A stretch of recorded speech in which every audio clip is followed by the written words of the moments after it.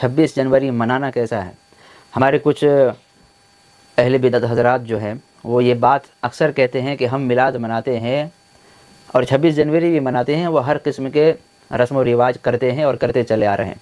लेकिन कुछ मुवाहिद किस्म के लोग हैं, जैसे उलमाए हक़, उलमाए देवबंद और भी दीगर लोग हैं मज़ाहिब के, वो मिलाद नहीं मनाते, वो जश्न नहीं मनाते, वो नियाज़ फ़ातिहा वग़ैरह ये सब नहीं करते।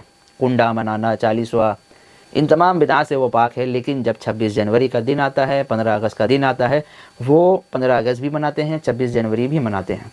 इसकी क्या हकीकत है? हम जब मिलाद नहीं मना सकते तो हम 26 जनवरी क्यों मना रहे हैं, ये बहुत बड़ा सवाल है। तो मैं उन लोगों को जवाब देना चाहता हूँ कि आप 15 अगस्त और 26 जनवरी किस नीयत से मनाते हैं। हमारी नीयत तो ये होती है कि ये दुनियावी उमूर में से है, ये कौमी सतह पर इस चीज़ को सेलिब्रेट किया जाता है और एक तारीख़ को ताज़ा करने की एक कोशिश की जाती है। ना इसमें हम सवाब की कोई उम्मीद करते हैं, ना ही ये दीन इस्लाम का कोई काम है, बल्कि ये दुनियावी उमूर में से है। लिहाजा मिलाद मनाना और जश्न मनाना, इसी तरह यौम वफ़ात मनाना, 12 वफ़ात मनाना, ये तमाम चीज़ और ये तमाम काम दीन इस्लाम के नाम पर होता है, इस्लाम के लेवल के साथ होता है। लिहाजा इसलिए वो बिदअत के ज़ुमरे में चला गया, क्योंकि इस्लाम में इसकी कोई हुक्म नहीं है, इस्लाम में इसकी कोई हैसियत नहीं है, शरीयत में इसकी कोई इजाज़त नहीं है।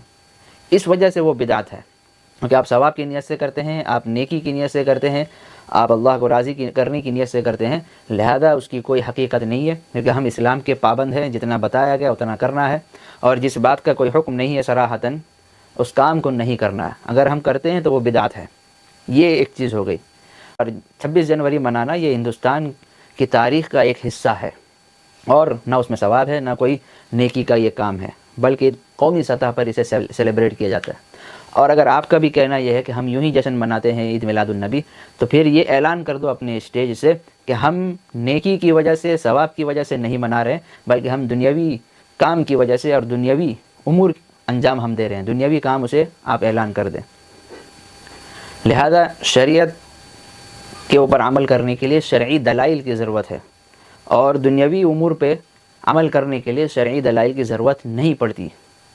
तो ये फ़र्क हो गया हमारे मनाने में और आपके मनाने में। तो लिहाजा मैं तमाम लोगों से गुजारिश करूँगा कि आपस में इत्तिहाद मिल मिलाप के साथ अपनी ज़िंदगी गुजारें और इस दुनिया से खुशी खुशी रुखसती ले लें।